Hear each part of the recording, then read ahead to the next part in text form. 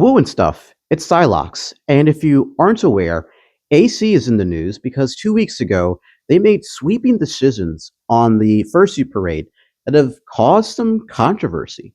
Now, everyone and their grandmama has given some kind of take and opinion on the current situation, myself included, because of course I have.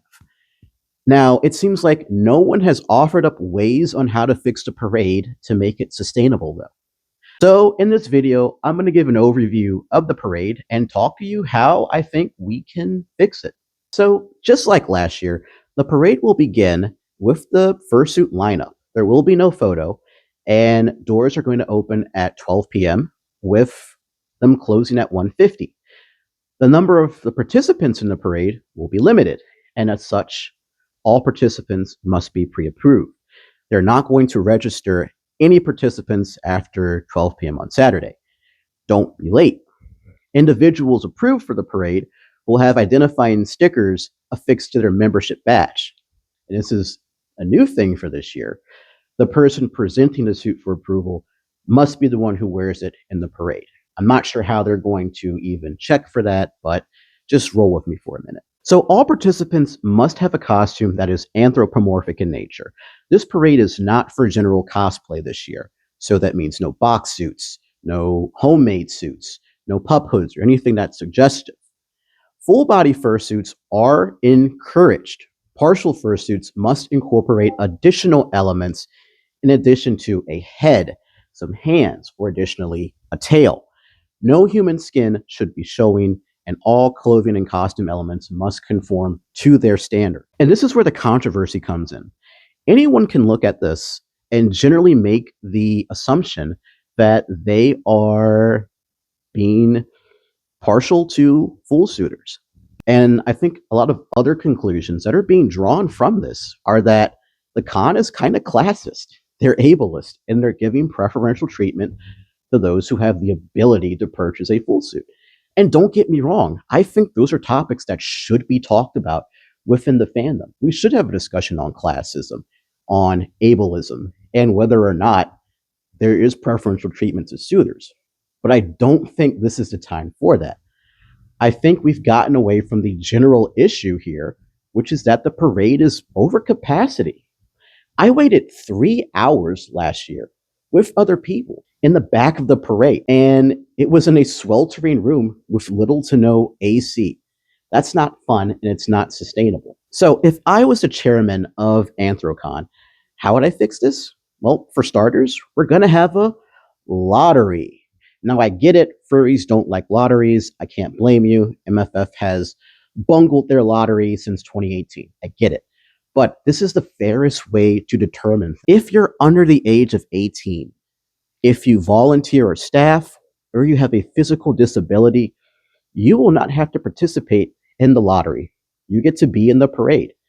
But everyone else, regardless of who you are, regardless of how many followers you may have, who made your suit, what have you, you get to be in an unweighted lottery, and your results will be known at registration. Obviously, I'm willing to cap the number of suitors to about 1,500 for this parade, which is roughly half of who participated in 2024, and I would ease the restrictions. If you want a poodle and partial, go crazy. I'm all for it. I love poodling, but this is going to have blowback because you can't please everyone. Now, this assumes that the parade will continue on indefinitely. I'm of the belief that it won't. And in the near future, we're just going to have an expanded block party, which honestly makes a lot more sense. An expanded block party would be a lot more engaging for people as opposed to a parade. And I think everyone is on board with that, even Anthrocon staff. The block party has been such a huge thing for the con that to simply not go with it and just continue a parade seems kind of foolish. And I think we all agree that perhaps the parade only exists now because it serves to placate the city of Pittsburgh. In saying that, I haven't heard anything from anyone who works on staff that stipulates that Anthrocon has a contract with the city that stipulates they have to have a parade. But because it's been done for so long, The city almost expects it. In 2024, you saw 20% of your overall attendance in the Fursuit parade. That was 3,371 suitors, which is not sustainable long term.